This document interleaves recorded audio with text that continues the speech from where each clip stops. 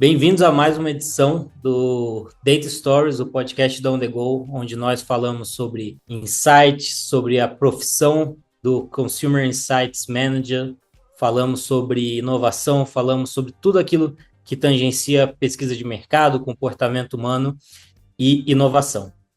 Hoje estamos aqui para trazer um tema um pouquinho fora do que a gente está acostumado dentro de Insights. Estamos com o Léo Perretti aqui, que trabalha hoje no Nubank como Senior Global Talent Specialist. Então, para quem não conhece muito, está tangenciando a área do RH, do recrutamento de pessoas, da gestão de talentos, toda essa parte ali que no fim do dia é o que move, né, as empresas são, né, as pessoas que fazem ela. E para falar mais especificamente sobre employer branding, ele vai explicar melhor o que é esse termo, o que é a marca empregadora. Talvez alguns de vocês já tenham ouvido falar, mas antes disso, eu queria que ele se apresentasse um pouquinho, falasse um pouco da trajetória dele. Então, bem-vindo, Léo. Pode se apresentar aí, pessoal. Então, Fred, muito prazer estar aqui hoje com vocês. Podem me chamar de Léo mesmo. Leonardo é super sério e vocês vão ver que eu sou zero sério. Eu sou especialista global de marca empregadora aqui no Nubank hoje. Atuo basicamente ali, resumindo, né, esse cargo em inglês que você trouxe aí. Sou basicamente responsável pelo nosso posicionamento enquanto marca empregadora em todos os países em que a gente contrata pessoas. E venho trabalhando como especialista de marca empregadora já há alguns anos. Hoje eu estou no Nubank há um pouco mais de 3 anos, mas já passei pelo Mercado Livre, pela Acreditas, pela Fundação Estudar, e sempre olhando para a questão de atração de talentos, em como que a gente atrai mais e melhor, mais eficientemente para essas marcas, sempre tentando cruzar um pouco do meu background com o RH, né? E agora, entrando um pouco no meu background, me apresentando, eu sou engenheiro civil de formação, então eu estudei engenharia civil lá no interior do Paraná, e esse foi, assim, esse era o grande sonho do Léo, do Léo jovem, estava entrando no mundo universitário. Eu sempre quis ser engenheiro, eu sempre quis construir coisas, e para o contexto que eu tinha na época, ser engenheiro civil era o que mais me aproximaria assim do que eu queria para minha vida, que era deixar o meu nome em alguma coisa, construir um prédio, uma ponte, sei lá, e as pessoas lembrarem de mim, tipo, foi o Léo que fez isso aqui, Leonardo Pieretti que fez esse monumento aqui, essa ponte e tal. Porque eu sempre fui muito criativo, eu sempre fui uma criança, um jovem, adolescente que gostou de inventar, criar. Eu sempre fui muito bom com números, então juntando essa criatividade com números, eu falei, caramba, acho que posso ser engenheiro. Mas ao decorrer ali da engenharia, eu acabei indo para o mundo de empresa júnior. Eu comecei a faculdade logo, entrei no movimento de empresa júnior, e dali eu comecei a conhecer um novo universo que eu não conhecia até então. E eu descobri que a minha paixão, na verdade, era por pessoas, assim, por gerenciar pessoas, pensar em gestão de pessoas mesmo, em como que a gente cuida e potencializa e desenvolve pessoas, e especialmente como que a gente encontra talentos, como que a gente desperta talentos, faz esse filtro, desenvolve as pessoas, conecta as pessoas certas com as oportunidades certas na hora certa. E aí eu fui muito mais por um caminho de construir pessoas do que necessariamente construir prédios e pontes. E aí eu entendi também que esse background da engenharia, mais analítico e de números e dados, também seria muito bem-vindo no RH. E aí foi quando eu migrei e vim desse universo de quero construir coisas e números e análises para dentro do RH. E dentro do RH também achar esse espaço que é cuidando de marca empregadora, que é uma grande mistura de RH com marketing, na verdade. Quando eu vou explicar um pouco do que eu faço, eu costumo trazer esse paralelo de que é quase que o marketing do RH, porque no fim eu estou aqui para atrair pessoas para trabalharem na marca, né? Então, eu basicamente o que o marketing faz para atrair clientes, eu faço para atrair talentos, né, para a marca. Então, eu costumo fazer esse paralelo de que eu tenho um pezinho no RH e um pezinho no marketing, e basicamente esse background mais analítico que a engenharia me deu é super útil para o papel que eu desempenho hoje, tanto aqui no Nubank, quanto no Mercado Livre, na Acreditas, por onde eu passei, eu fui carregando isso. e me especializando cada vez mais. Eu comecei esse pezinho ali, né, dei o primeiro passo dentro do RH como um recrutador. Então, eu comecei no front ali mesmo, entrevistando, fazendo dinâmica de grupo, né, fazendo revisão de currículo. Então, conhecendo ali a operação mesmo do que era recrutamento.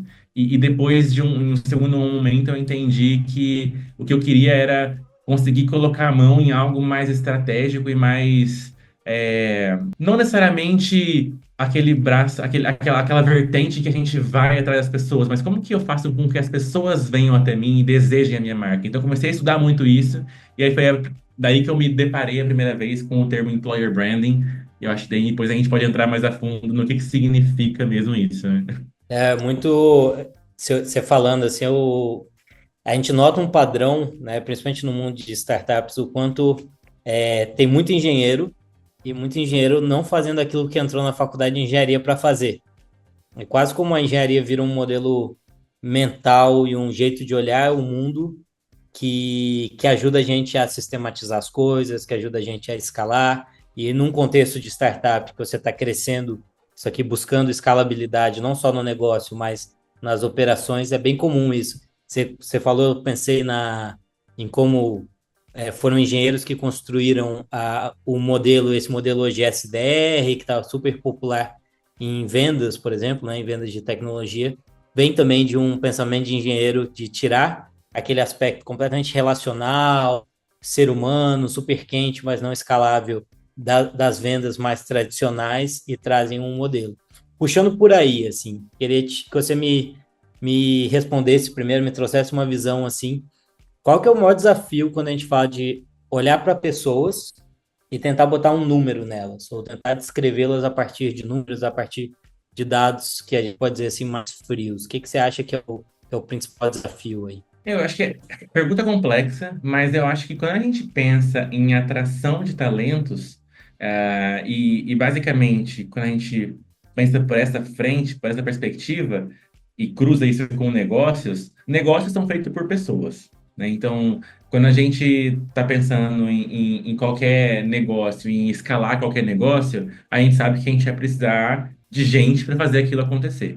Então, acho é super importante ter uma análise por trás do seu negócio de entender, primeiro, perfil, assim, antes de entrar em números por si, é entender o que eu quero resolver e quem consegue me ajudar a resolver esse problema.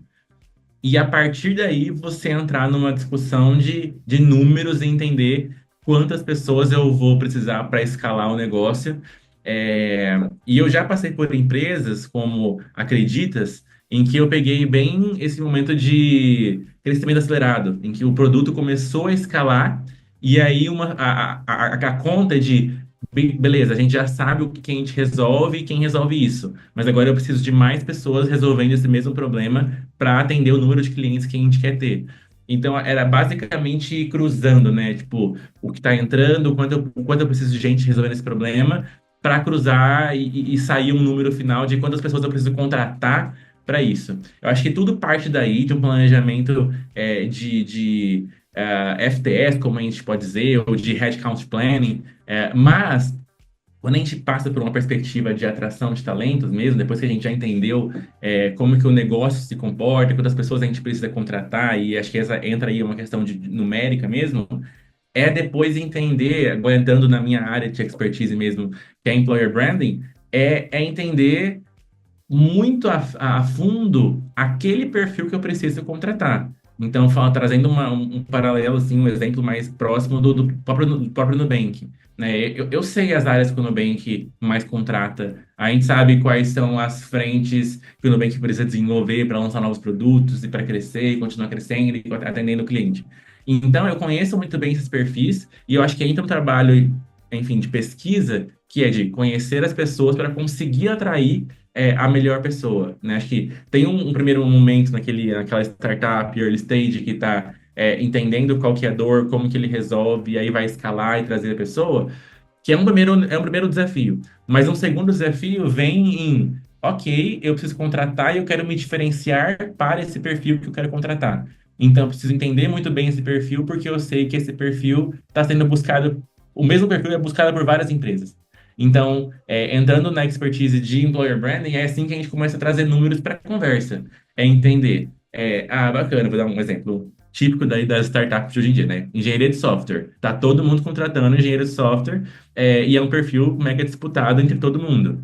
Ok, como que a gente entende muito bem aonde que esse perfil vive, o que eles comem, o que eles vestem, para entender como a gente conversa com esse público, como que a gente atrai esse público para trabalhar na minha empresa.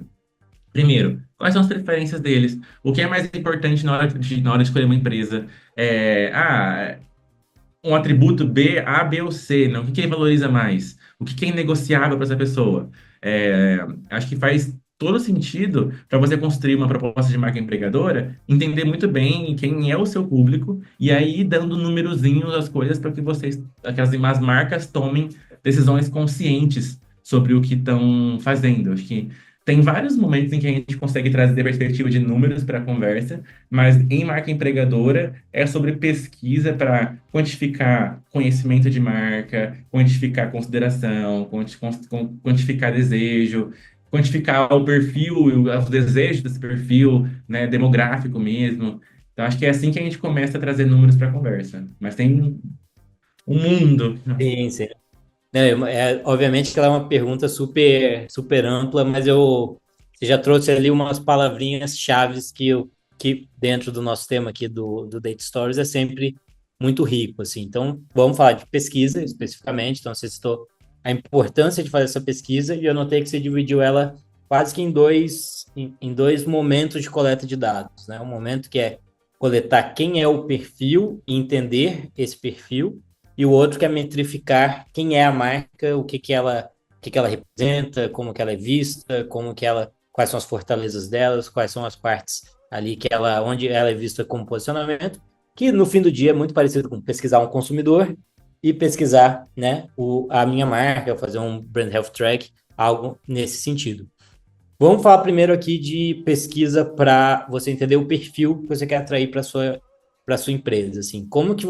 Que tipo de metodologias, que tipo de coisas você tem usado aí ao longo da sua carreira que você acha legal? Na verdade, eu dividiria até, eu trouxe realmente, né, uma subdivisão ali na pesquisa e como que a gente busca entender os dados que a gente tem na mão, mas eu diria que a gente pode ter até quatro grandes blocos de pesquisa para a marca empregadora. Eu diria, e até uma coisa Anota que... aí, pessoal do podcast, é essa hora você pausa e se anota. Exato, vamos lá, gente, ó, isso aqui eu falo das minhas aulas. Eu gosto muito primeiro, dado o perfil que a gente tem, é explorar as preferências desse perfil. E é tipo, perguntas que eu costumo fazer nesses blocos de pesquisa para conhecer o perfil. O que que você faz no seu tempo livre? Quando você quer aprender algo novo na sua área de atuação, aonde que você busca conhecimento?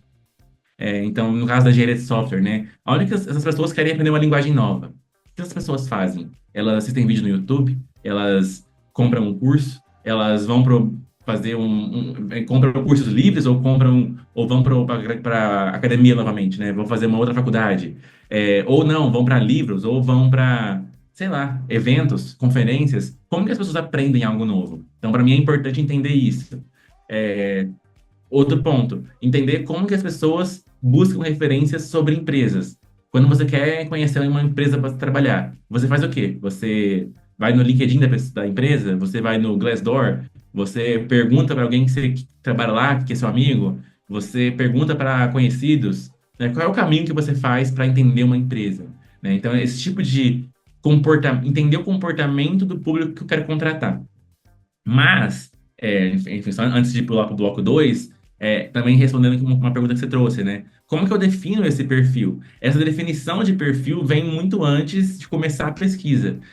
Entender qual perfil a gente quer pesquisar vai da necessidade de negócio, né? Tá lá atrás em quais são as skills que eu quero contratar, quais são as áreas que estão mais demandando. Então, assim, eu venho para a pesquisa já sabendo quais são as áreas, quais são os perfis que eu quero contratar. Na pesquisa, a gente vai mais validar e conhecer o comportamento desse perfil que eu já sei que eu preciso, né? Essa é uma demanda mais interna da empresa de definir quais são as skills que a gente tem que contratar para hoje, para amanhã, para lançar um novo produto. Eu vou ter que contratar pessoas que conheçam de X assunto. Então, essa é uma definição anterior à pesquisa. Depois que a gente começa a pesquisa, a gente passa por essa camada, esse primeiro pilar, né, de entender o comportamento desse público. Depois, a gente passa para o pilar 2, anotem, que é entender o que é importante para essas pessoas na hora de escolher uma empresa para se trabalhar. Então, basicamente é fazer com que as pessoas elenquem para você e priorize ali para você de atributos que existem numa empresa, o que que é diferenciador para essa pessoa, o que que faz dela escolher essa empresa. Eu costumo seguir uma metodologia de pesquisa, Fred, que é apresentar os atributos em fases dentro da pesquisa, para que as pessoas me digam, que sejam afuniladas mesmo, assim, e priorizem para mim. Então, exemplo, hoje eu apresento nas pesquisas que eu faço aqui para o Nubank 40 atributos iniciais.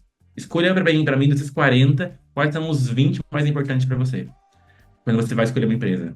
E aí, na próxima pergunta, eu elenco os 20 que ela escolheu na pergunta anterior e falo, ó, cara, agora desses 20, me diga quais são os 10 que são mais importantes para você. Já vai fazer a pessoa priorizar ali, não, eu abro mão disso, mas não abro mão daquilo.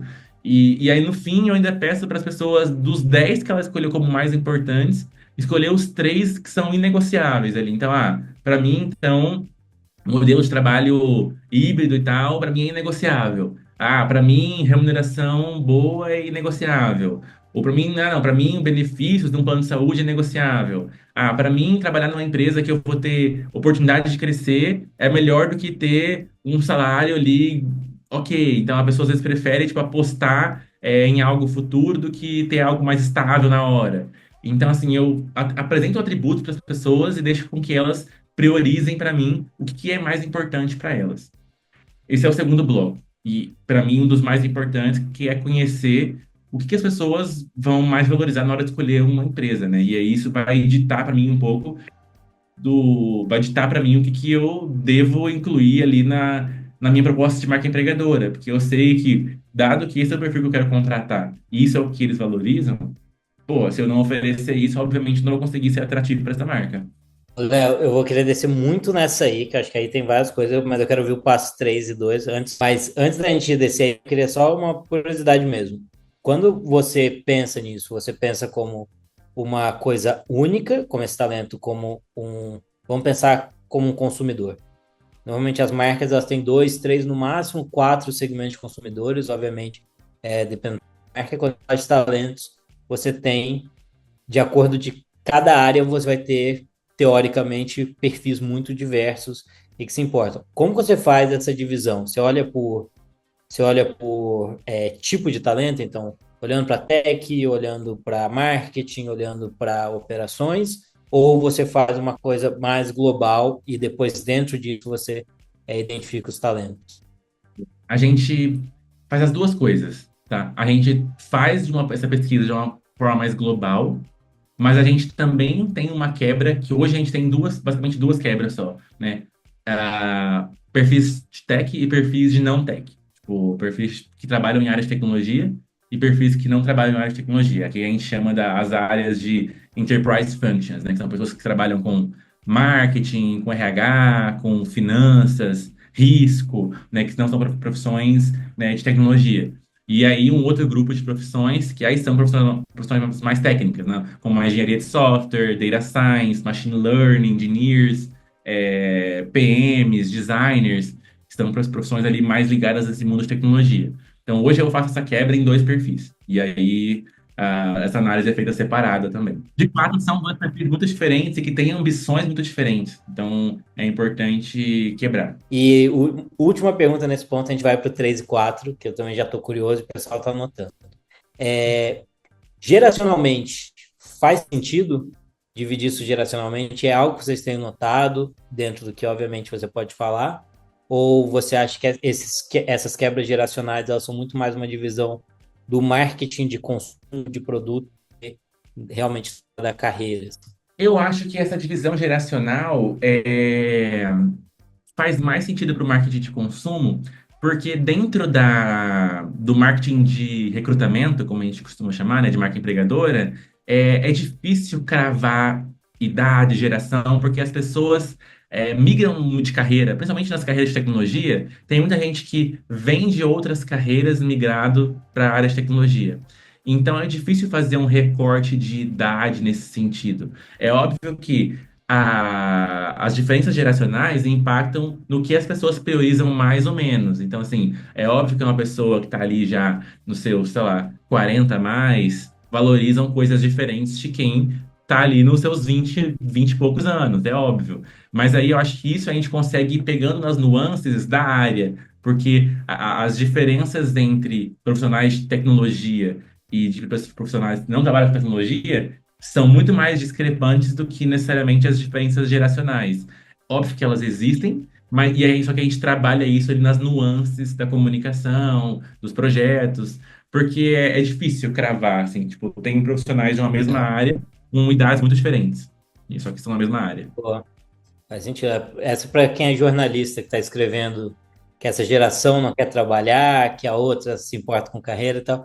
Vamos ouvir um pouquinho aqui da voz dos dados e tal, que faz bastante sentido aqui. Eu vejo essa discussão com frequência, né? Assim, as pessoas falando da geração Z não quer trabalhar, e aí jovens enfim, é uma discussão que, enfim, entra em uma outra camada que, de fato, existe um ponto. Acho que quando a gente faz o recorte só por idade, tirando a área da pessoa, né, do filtro, existem, obviamente, diferenças gritantes ali. Principalmente a geração a mais recente agora, que são profissionais que estão entrando no mercado de 2020 para cá, que já, enfim, entram num contexto pandemia totalmente remoto, as pessoas já começaram suas carreiras sabendo, entendendo que a vida não é só trabalho, a gente pode trabalhar de qualquer lugar, o que eu preciso, o que eu faço no meu trabalho não precisa necessariamente ser feito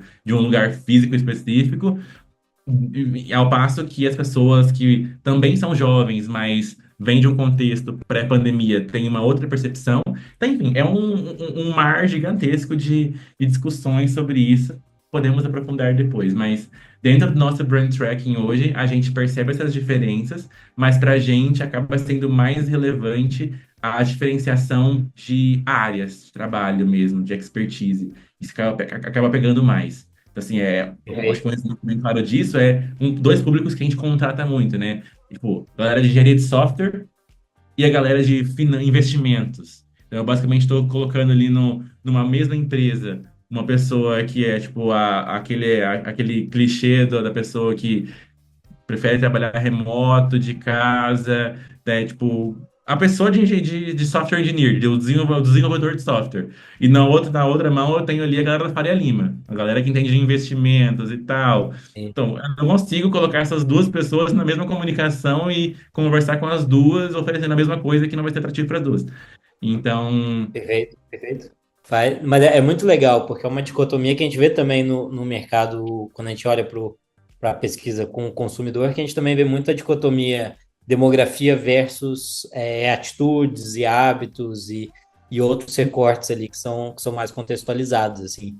E até o quanto a gente, às vezes, se fixa em questões demográficas e perde oportunidade com outras coisas que talvez aglutinem melhor as pessoas. Léo, vamos para o passo 3, então, só não se boa, vamos lá. perder. Vamos 3. lá. E aí, seguindo ali do meu passo a passo, tipo, a estrutura do que eu pesquiso hoje, né? Então, recapitulando, temos passo um ali, basicamente, entender o perfil, onde que ele busca conhecimento, como ele se comporta. Passo 2, como o que é importante para esse perfil, quando ele vai escolher uma empresa, o que que é mais importante para ele. Passo 3 ali, bloco 3, basicamente, a gente entra numa associação à marca. Então, pensando agora, enquanto eu fazendo uma pesquisa da minha marca, né? O que que essa pessoa associa, o que essa pessoa associa à minha marca? A gente já entendeu o que é importante para essa pessoa. Mas será que o que é importante para essa pessoa, ela associa à minha marca?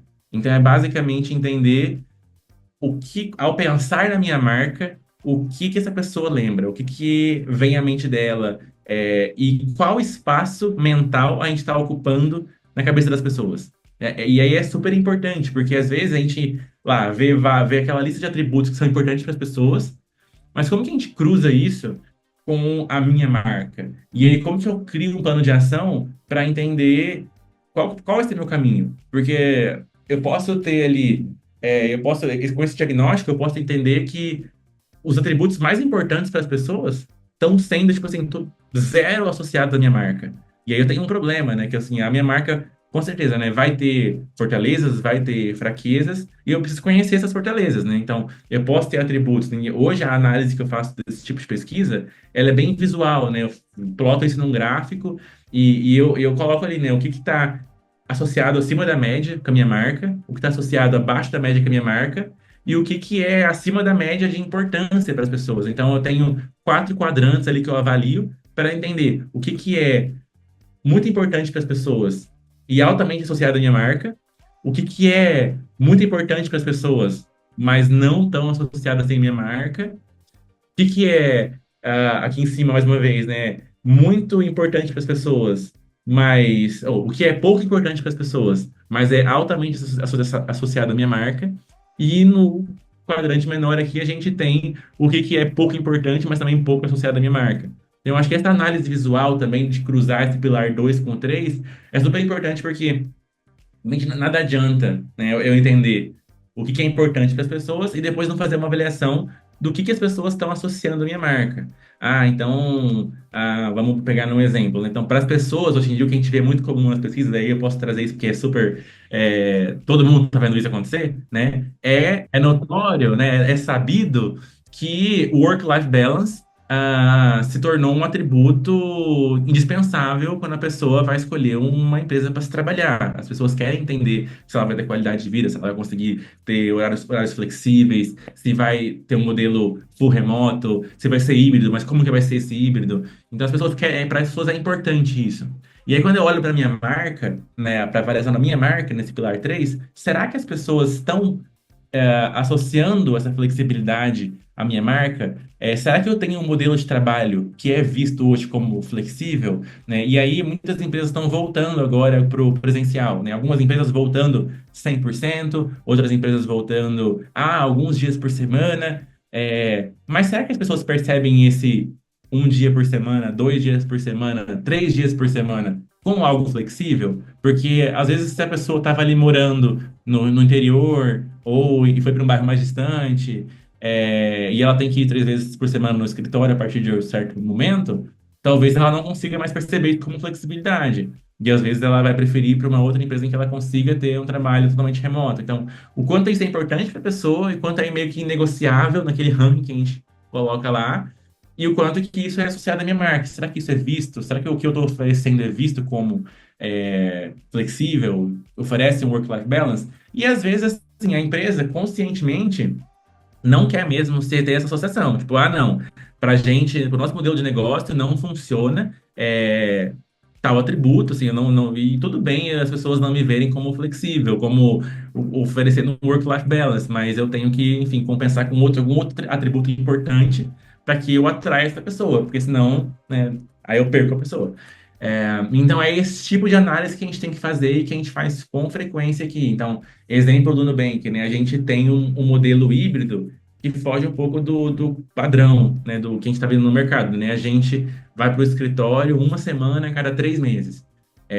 E aí, como a gente passou a estudar muito isso para a gente entender o que o mercado estava percebendo disso também, né? As pessoas veem isso como flexibilidade e tal. Então, até agora o que eu consigo dizer é que as pessoas estão muito felizes com o nosso modelo, né? As pessoas estão gostando muito do modelo do trabalho do Nubank. E nas pesquisas isso aparece, assim, as pessoas associam a nossa marca à flexibilidade por conta também do nosso modelo de trabalho. Então, cada ação que a gente faz, a gente, através de pesquisa, vai mensurando se é percebido ou não.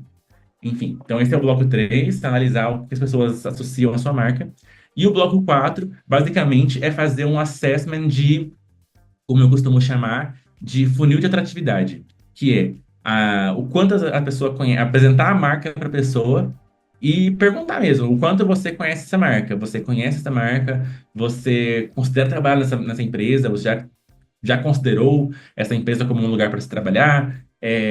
Ou não, ou você, tipo, ah, não, essa é uma empresa que eu quero trabalhar. Ou essa até é uma empresa que eu já me apliquei para trabalhar. Então é fazer um assessment de atratividade. E aí é responder aquelas perguntinhas mágicas, né? De conhecimento de marca, brand awareness, brand consideration, né? Consideração de marca, desejo, aplicação. Então, até entrando um pouco no universo de métricas, depois que a gente pode falar mais depois, mas essas são métricas, tipo, para mim, as mais importantes para se medir a saúde de uma marca empregadora, né? É entender o quanto que tem de conhecimento. E, assim, para qualquer marca, qualquer profissional de branding, né, já tem isso como, né, basics, né? A gente precisa avaliar conhecimento de marca, consideração, desejo e tal. Só que dentro do universo de employer branding, isso não era algo tão comum quando eu comecei a trabalhar dentro da área. Aí eu vejo esse movimento de a gente deixar a área de employer branding mais marketing, mais trazendo mais ciência e mais matéria de marketing recentemente. E eu acho que até um movimento que eu fiz nos últimos anos foi de trazer mais pesquisa para dentro do RH para a gente conseguir mensurar esse tipo de coisa. Conhecimento de marca, assim como o meu marketing mede isso para consumidor, eu preciso medir para a marca empregadora. Se eu preciso saber, por exemplo, no Nubank a gente está em alguns países, né? Hoje a gente tem operação em Brasil, México, Colômbia. Eu preciso conseguir dizer o quanto que eu tenho de conhecimento de marca empregadora em cada país. O quão diferente é, né? Porque o RH ali, o time de recrutamento, sente isso na pele, no dia a dia. A gente vai abordar uma pessoa para trabalhar no Nubank hoje no Brasil, né? É difícil você abordar uma pessoa que diga, não conheço o Nubank, me fale o que é o Nubank. Né? É muito difícil. Brand Sim, awareness sim. no Brasil vencemos.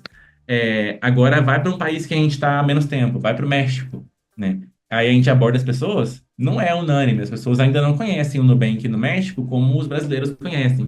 Então, eu tenho momentos de marca muito diferentes em cada país, e aí tentar metrificar isso é o nosso desafio para conseguir desenvolver as estratégias corretas. Então, eu sei que no México, meu desafio é conhecimento de marca. E por isso, por A mais B, por essa porcentagem, por essa pesquisa, então, eu justifico o meu investimento de branding em frentes diferentes através desse tipo de análise.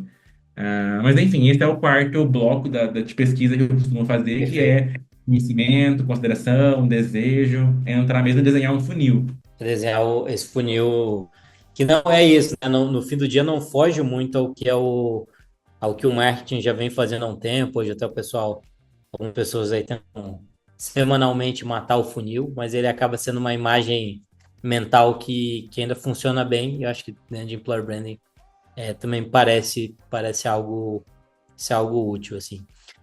Léo, pensando a gente está falando aqui muito no contexto de unicórnios, né? Então, você fala Passo Acreditas, Mercado Livre, agora Nubank, que são marcas ali mais fortes, que já conseguem ter um tamanho e um awareness suficiente para você metrificar isso. Indo para uma marca, às vezes, um pouquinho menor, ou uma startup early stage, ou uma marca que talvez não trabalhe com consumidor final, do tipo um B2B. Se você chegasse hoje numa empresa dessas, qual que seria a primeira coisa que você ia medir? Fala assim, cara, você tem aqui, tô te dando passe livre para pesquisar, como que você atuaria ali? O que é a primeira coisa que você ia buscar medir?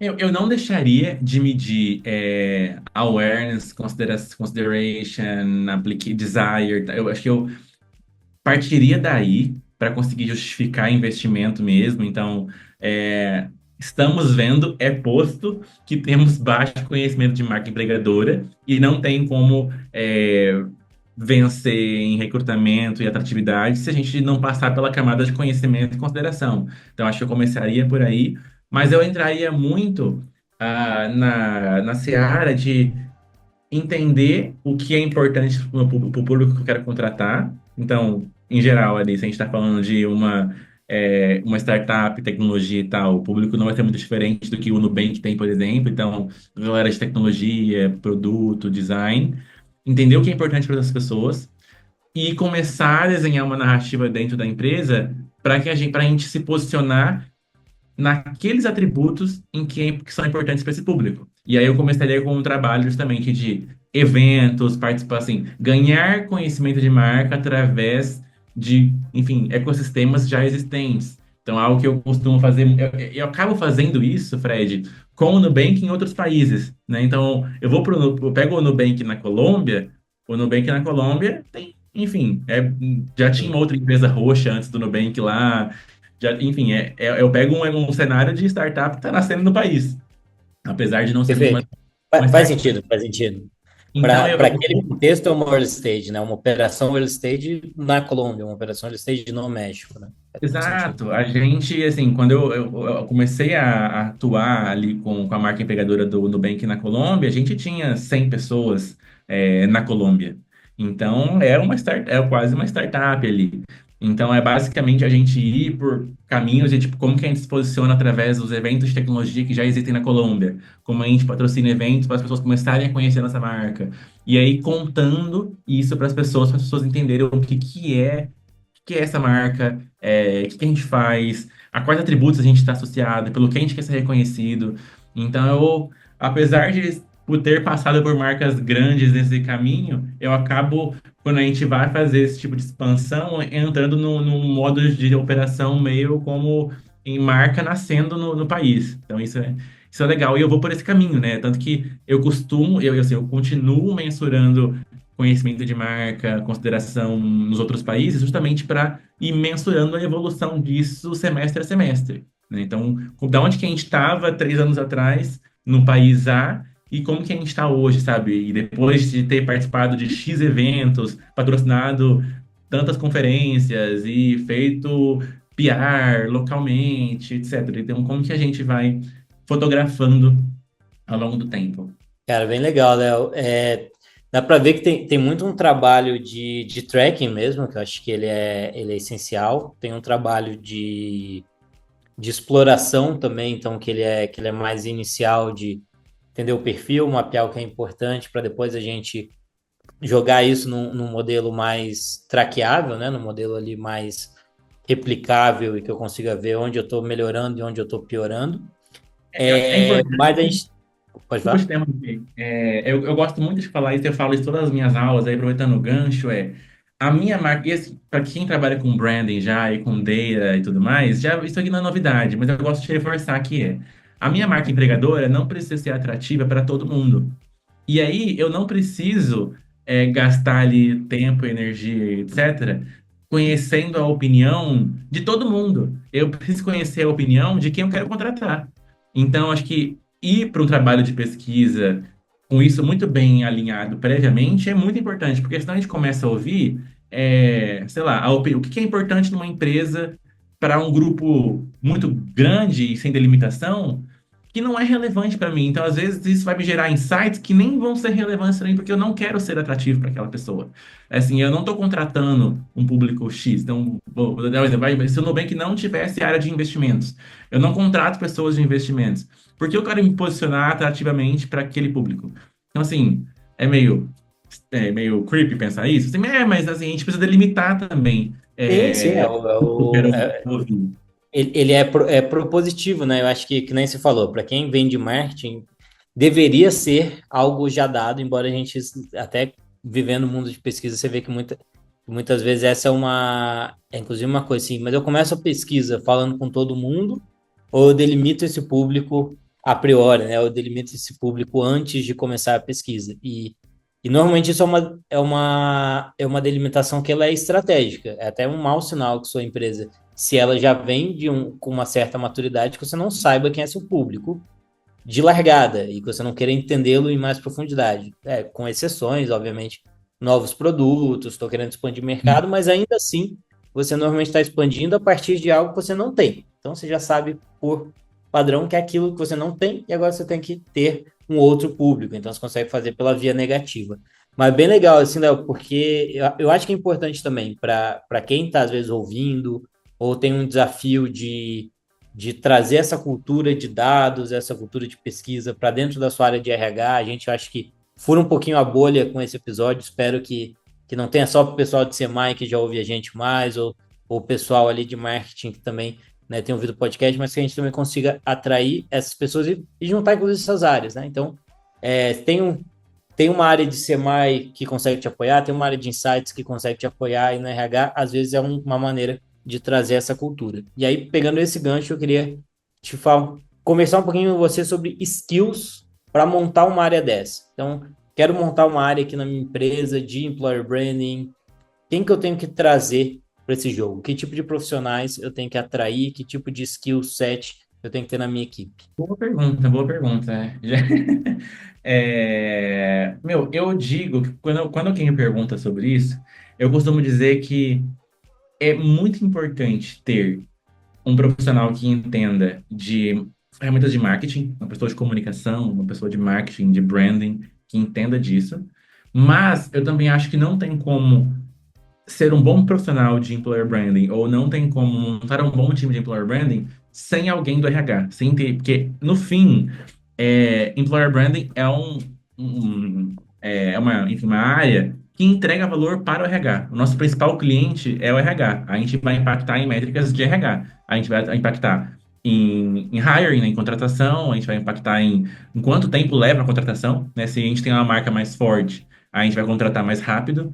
Se a gente tem uma marca mais forte, a gente vai contratar os melhores. Se a gente tem uma marca mais forte, empregadora, a gente vai reter os talentos por mais tempo. Se a gente entrega esses insights, se essa estratégia por trás, a gente entrega os insights para que o RH construa os melhores produtos, os melhores benefícios, as melhores políticas. Então, no fim, nosso principal cliente é recrutamento, são os HRBPs, enfim, é o RH. Então, tanto que, estruturalmente falando, eu estou dentro da estrutura de RH do Nubank. E em todas as empresas que eu passei sempre dentro da estrutura de RH. Porém, é uma matéria de marketing, são técnicas de marketing, a gente faz projetos de marketing, a gente faz campanha, a gente faz PR, a gente faz social media, a gente faz evento. Então, são todos projetos, iniciativas enfim, técnicas de marketing.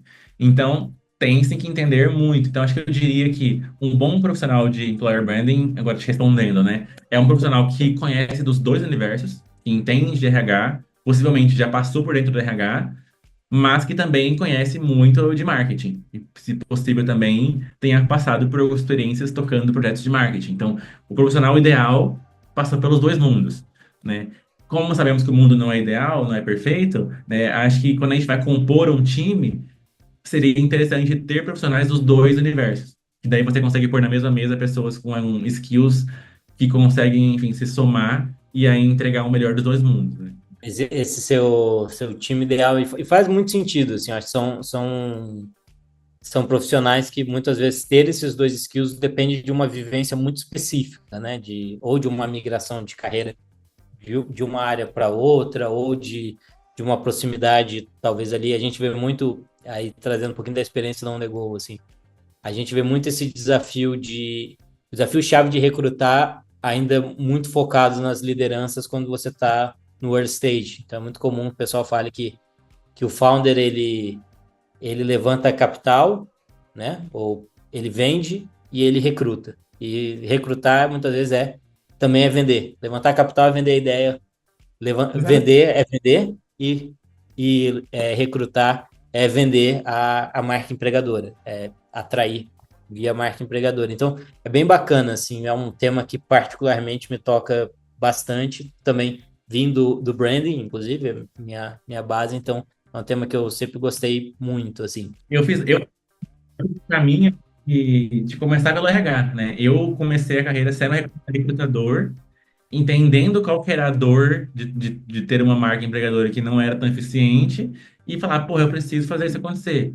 Então, passei por esse caminho. Vim pelo RH e aí, estando numa cadeira de employer branding, eu vi essa necessidade. Preciso estudar mais sobre marketing, sobre branding. E aí foi quando eu fui buscar me especializar, fui para fora do Brasil estudar marketing e aí tentar agregar esses dois universos em um só. Que, assim, porque é difícil, né, encontrar um profissional que tenha vivido os dois lados. Então, normalmente vive um, e o que eu mais vejo é isso, né? Eu dou aula de employer branding em algumas instituições. E o que eu vejo é a galera vindo de RH, entendendo esse tema como um tema mega importante para o futuro do RH. Já estamos vivendo esse futuro já, né? Tipo, employer branding já é uma realidade.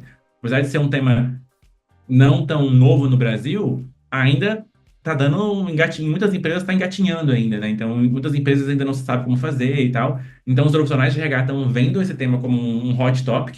Tipo, ninguém sabe fazer muito bem, vamos, enfim, trabalhar isso. E se especializando no lado de marketing para trazer isso também. Ao passo que eu também tenho amigas que vêm do universo de publicidade, de branding, e vêm para o universo de RH se aproximando, entendendo como uma necessidade do RH. Então, eu vejo os dois caminhos acontecendo, isso é bem comum. A minha foi pelo RH, mas eu vejo os dois caminhos se cruzando. É a beleza dos generalistas, né? Eu acho que a gente sabe, a gente vive um mundo muito de especialistas e a gente vive um mundo, talvez até pelas grandes mudanças e a constante de mudança que a gente vê, essa importância de ter pessoas com skills mais diversos, inclusive para colaborar melhor. Até puxando esse aqui como um tópico, a gente normalmente faz os episódios aqui até uns 45 minutos, que é o tempo que alguém fica no trânsito em São Paulo, infelizmente.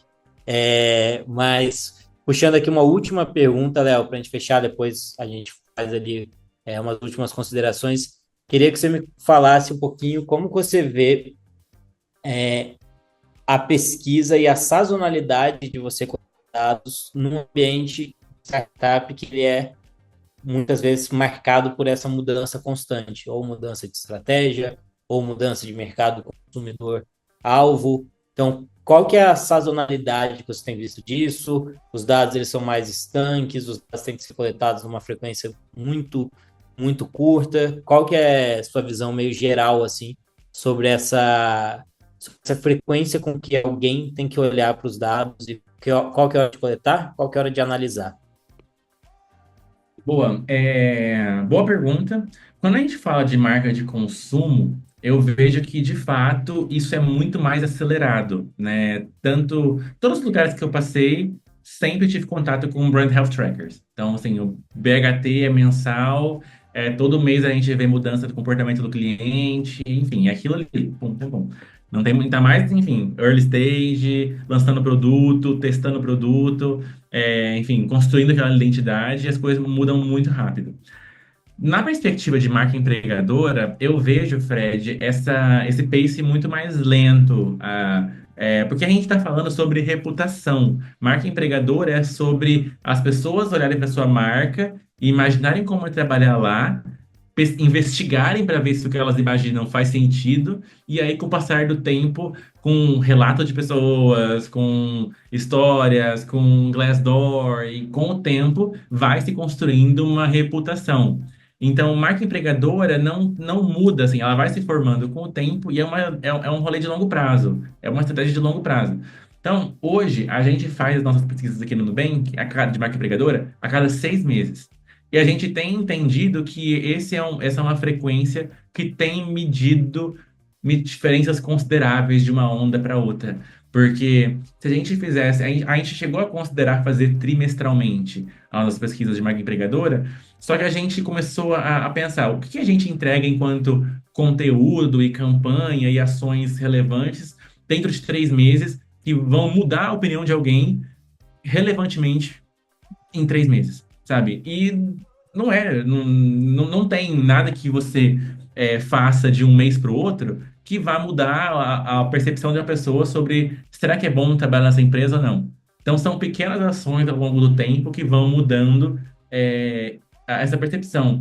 Porque acho que, diferente da marca de consumo, para a marca empregadora, não funciona tanto a publicidade, né? Fazer uma propaganda de marca empregadora não funciona tanto, porque se é a marca falando, olha como é legal trabalhar aqui na minha empresa, isso não passa tanta veracidade quanto as pequenas ações, os próprios colaboradores, dos colaboradores falando pela marca.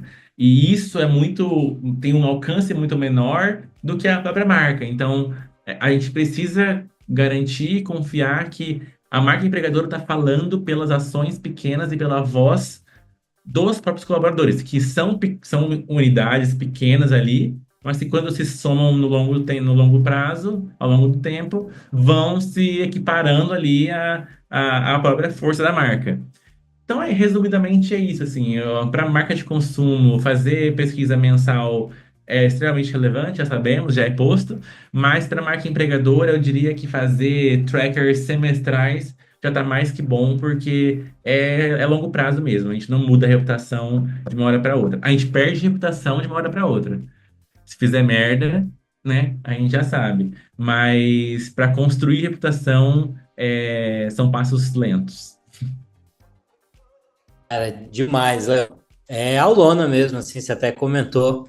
Então, quem estiver ouvindo aqui depois, a gente sempre gosta de botar os links do que os convidados estão fazendo. Então, quem está pensando em ir para essa área, Léo, se tiver link de coisa que você possa compartilhar com a gente, ou de fontes de conhecimento, ou mesmo, né, dos cursos ali que você participa como professor, como mentor, é muito bacana.